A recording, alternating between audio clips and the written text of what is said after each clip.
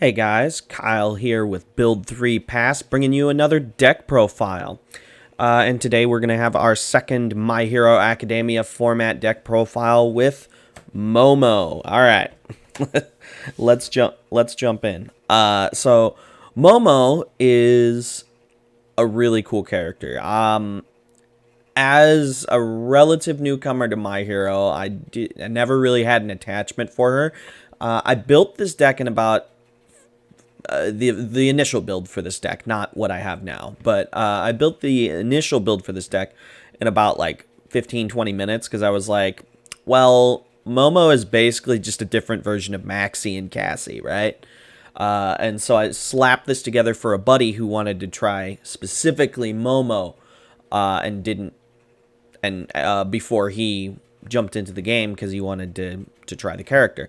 And this character actually ended up being really cool. I thought she was just going to be a brain dead aggro character, but she actually wound up being this really interesting defensive character that was looping foundations over and over again to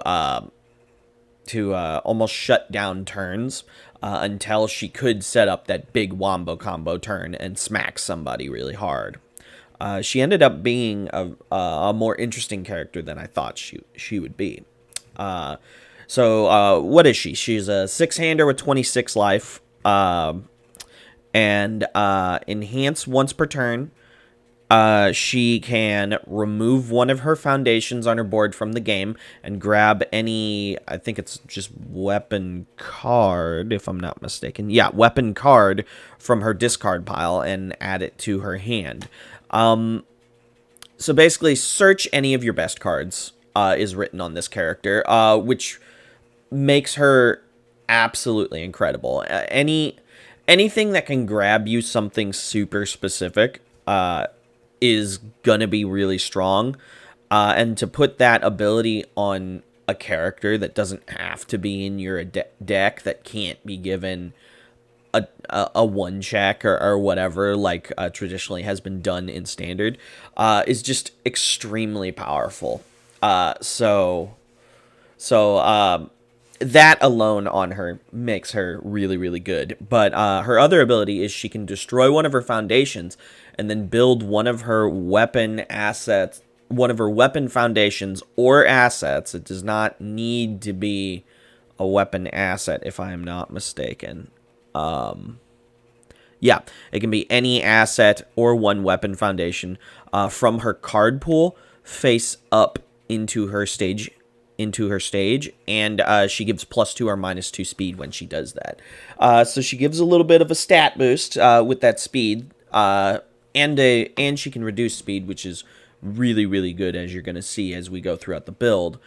But she also gets to build foundations out of her pool. She's got a lot of stuff that likes to throw things into her pool, and since those weren't naturally placed in her pool through as a form, foundations and assets won't build down if they get in there in that way.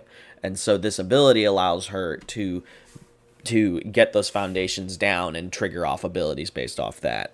So she's sort of a loop character, but she doesn't loop attacks like other loop characters. She's looping foundations. So that is the character.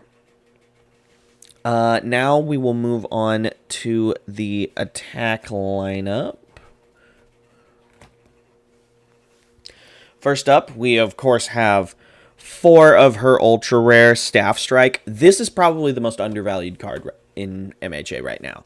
I'm just going to go right out and say that. I don't know what's wrong with the people that are pricing MHA stuff right now. Detroit Smash has nothing on this card.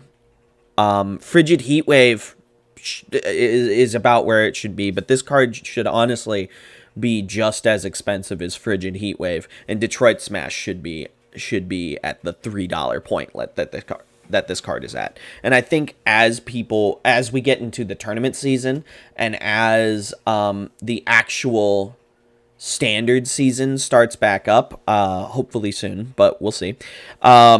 as the standard season starts back up, especially where this card is going to really, really shine, people are going to realize just how good this card is, and we're going to see it spike. So if you want to play Momo or Jiro or you just want to use this card in general, you should pick up this card right now, because I do not see it being $3 for forever. This card is extremely powerful. Anyway, what does it do? It's a 6 difficulty, checks a 3.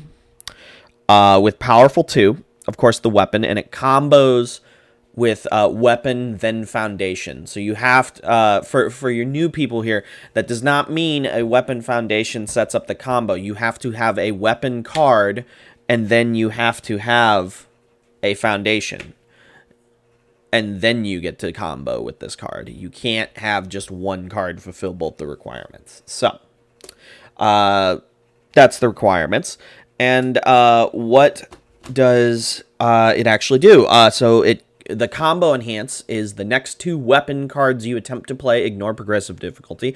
That's incredible. You can use it to extend your build a little more. You can use it, of course, to play extra long strings of attacks, which is generally how the ability gets used. It's extremely powerful.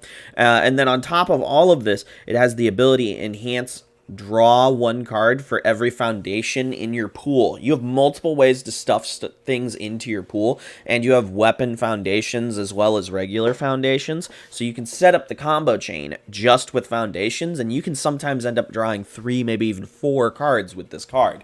All around, this card is just insane. It is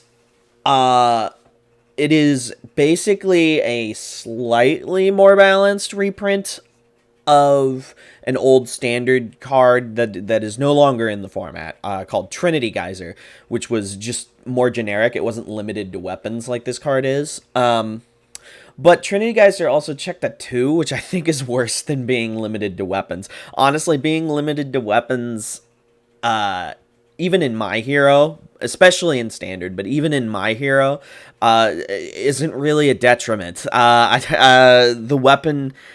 The quality of weapon cards in both formats is strong enough that I think it's a fake detriment. And this card has no reason for being $3. So pick it up right now. Pick it up right now. Because this card is gonna go up. I'm calling it right now. So anyway, it's also a 4 mid for 6 damage. And it's just all around a fantastic card. It allows you to set up your combo chains. It's probably the #1 card that you grab with Momo's ability. So 4 copies of Staff Strike. And next up, the second most ridiculous card in this deck. 4 copies of Unwavering Slash. This could have been Jiro's ultra rare, and I would not have bat an eye. I understand why the 3 diff is her ultra rare, but this could have easily been her ultra rare. This card is an arguably better version of one of the standard monsters called Scarlet Meteor, but it's a rare, so it's easier to get. Scarlet Meteor does a lot of similar things, but it gets an extra power boost. This lets you draw, which I think might be a little better. But anyway, what does it do? It's a 5 diff, checks a 3, 2 low block. It's got the charge keyword, which does matter, of course, the weapon keyword, and powerful 2. Enhance, you can discard a card to build 1 asset from your discard pile. That ability is extremely powerful. We have multiple assets in this deck, as well as it's just a really good ability in Standard because assets are insane in Standard. So this card is already fantastic just with that. But if you have 1 or more assets, which if you've played this card, you probably do, you can ready 1 foundation that has not been readied this turn and draw a card. That ability is really, really good. It allows you to potentially, because you can search this card and keep playing it, potentially loop abilities on certain foundations. Sorry about that. it'll potentially let you loop abilities on certain foundations and set up some really cool combos. And of course, the extra draw is just always good. So, 4 copies of Unwavering Slash. 4 copies of Capture Net. This card, I thought it was going to be lame. I thought this card wasn't going to be very good.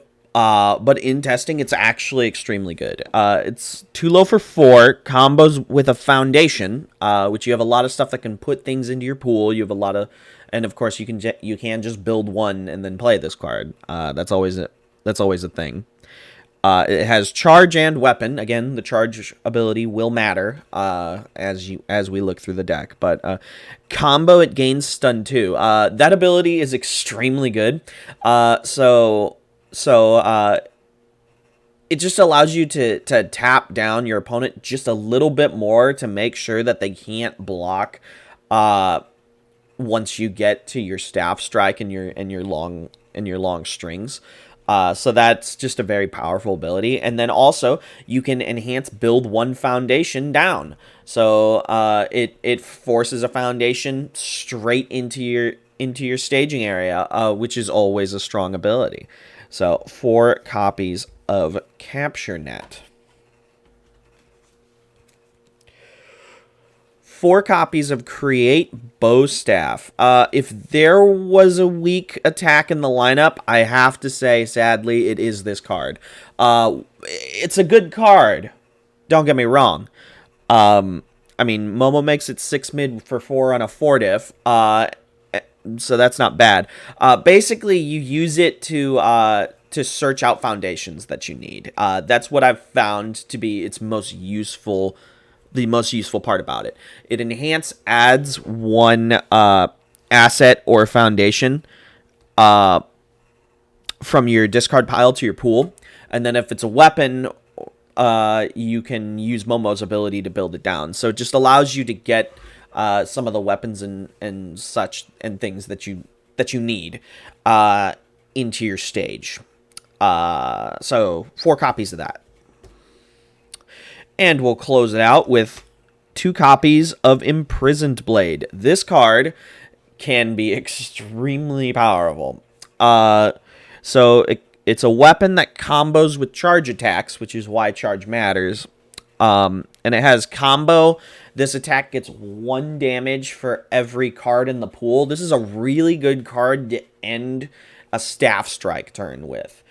Because generally you're going to have like 4 to 6 or maybe even 7 cards in your pool.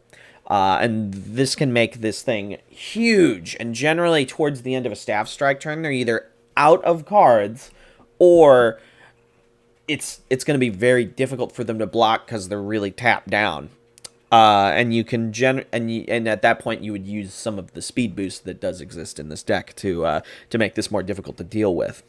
And then it also is a little bit of deadlock pressure. It has deadlock enhance. This attack gets 1 speed and 1 damage for every card in the pool. So this card just hits like a truck. Only 2 of it because you can grab it with Momo, and it doesn't combo with a ton in the deck, but it does combo with certain cards in the deck. So 2 copies of Improvised Blade. And that is our attack lineup. We'll move on to our assets. Just 2 assets. First up, 4 copies of Quick Creation. This card's crazy. This card's very, very powerful. It's the best deadlock pressure that you can run in the deck. It just says deadlock commit, double your weapon attacks speed and damage.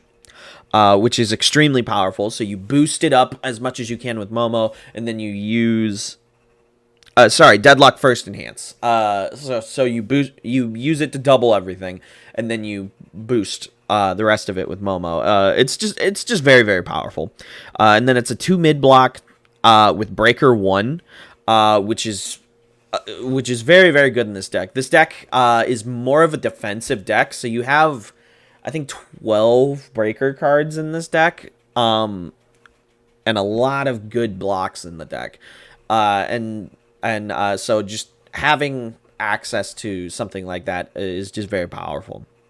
And then also it says enhance commit, add the top card of your discard pile to your pool, and then this attack gets +2 or -2 damage. And if it's a weapon or an asset, you can use Momo's ability to build that card down. Just all around a very, very strong card. I mean, there's a lot of good plays that you can make with it. This deck is definitely the thinking man's deck. This is not a deck that you can just like jump in and not think and not pay attention to the game with like certain characters. So this is a deck that you're going to need a lot of reps with, and this card, along with a couple of other cards, is part of the reason why, because it allows you to make these just very, very complicated chains. So anyway, 4 copies of that. And our last asset is 1 copy of Earphone Jack. It's 1 high block. It's got the weapon keyword. Respond once per turn. You make your opponent mill a card. And then if your attack is a charge, or sorry, response, not once per turn, response after you make your opponent mill a card, and after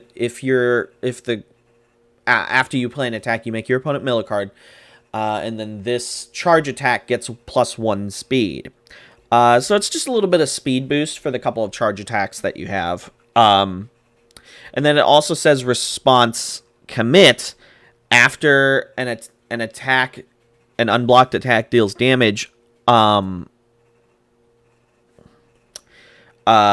You get to ready a foundation that has not been readied. So it just allows you to help loop some of your foundations a little more and possibly extend your turn a little more. So 1 copy of that. And now we'll move on to the foundations. First up, 4 copies of her best foundation, Rising Starlet. This card is awesome. It's a high block, which in this deck is a bit of a premium. We only have 13 in the main board, sadly. High blocks I've found in this set are difficult to grab for some reason. At least good ones. So it's a 2 high block. It's a weapon foundation, which is, of course, really, really good. And it says respond after this card is built. You get to heal 1. And it also says enhance flip, build one weapon asset or weapon foundation from your card pool. Both those abilities are very good.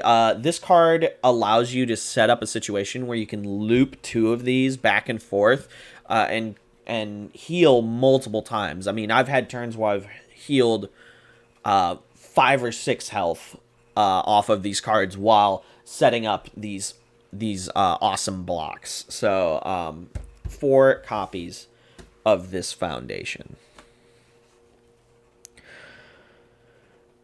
4 copies of Specialist of Sound. This card is awesome. What else can I say? You should probably run this card as a 4 of in any My Hero format deck that you can. -3 speed as a response commit is just very, very powerful.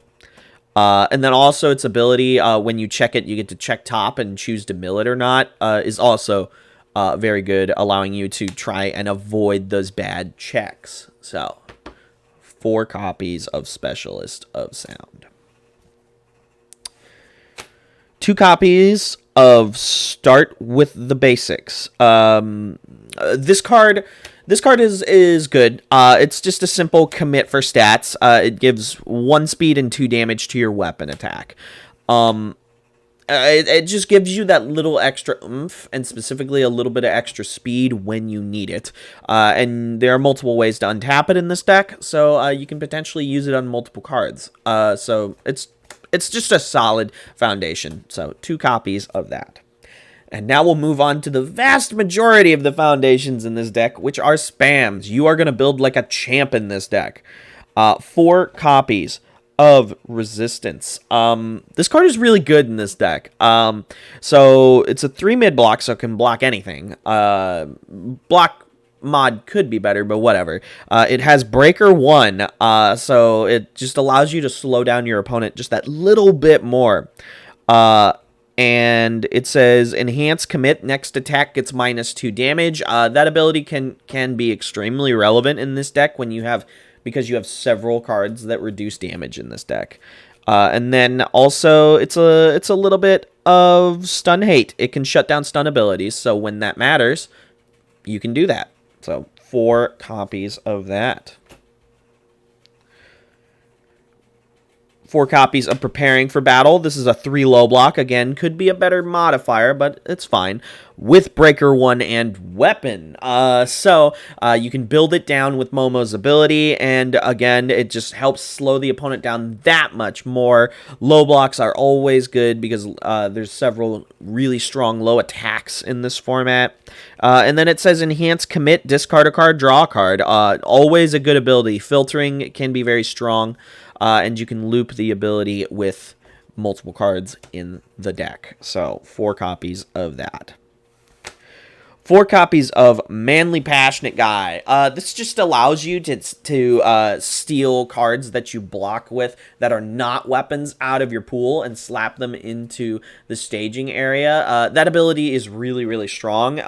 It just helps you extend your turns more. So 4 copies of Manly Passionate Guy.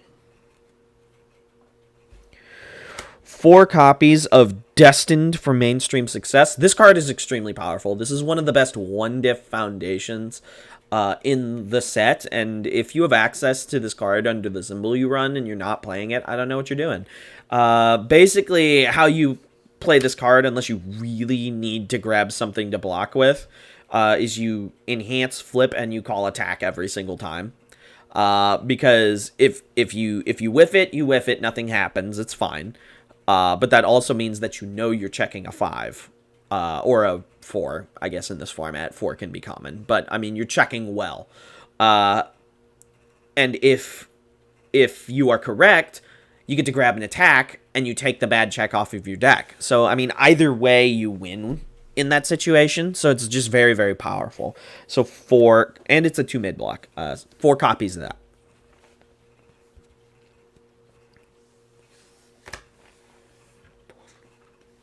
4 copies of A Precious Lesson. This card is very, very good. It can hurt Shigaraki because it gets around his foundation destruction. But specifically, it does not specify opponent's abilities. So, when you blow up your foundations with your own ability, you can trigger this and build more foundations so you can keep using the ability over and over again. It's just very powerful in Momo and just helps you set up your strategy. So, 4 copies of A Precious Lesson. And the last of our spam foundations, 4 It Can't Be Fixed. It's just a very good all-around card. Solid stun hate that builds you more face downs to blow up with your ability.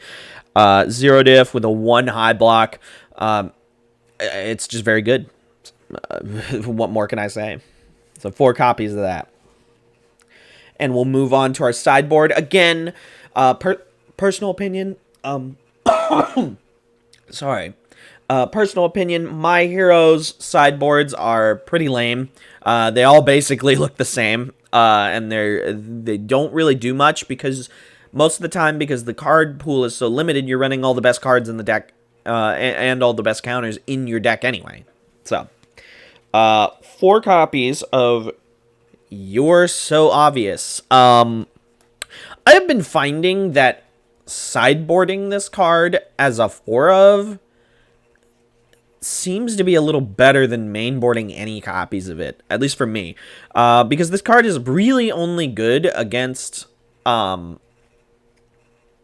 if you are playing a punch deck, because then it can boost your own stuff, or if your opponent is playing something that brings out some sort of big monster attack, which they are not always playing.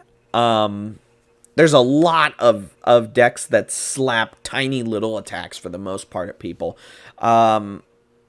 without bothering with big monster attacks. So having 4 of it in the sideboard ensures that you have something to deal with those monsters, but I don't really think you need any in the main board at this point in time in the My Hero format. So for that, 4 copies of Bonds of Friendship. This is usually a staple in the sideboard in My Hero. 1 high block, so it helps you with those high zones, which are at a premium in this format. And then also it hates on Fury attacks, which is always good. Solid stats, checks a 6. All around just a solid sideboard card. 2 copies of Capture Evildoers will end our sideboard. It's got Breaker 1 on a 1 mid block, which is already very strong. It can hate on opponent's momentum. You can enhance, remove 1 momentum from the game of your choice from their momentum, which can matter in this format a lot. And then you get a momentum for it. So you got a couple of powerful cards and such. So you can deal with stuff that way. And then also it says discard a momentum to clear 3 cards from your pool. That ability is basically never going to come up. You run this bit for when you fight people that are abusing Electric Guy's engine, whatever it is, whatever his name is, and against characters that are looping Meteor, stuff like that. All around just a solid sideboard card. So 2 copies of that. Well, thanks for watching, everybody. I hope you enjoyed the video. Please rate, comment, and subscribe. And I'll catch you next time. Bye.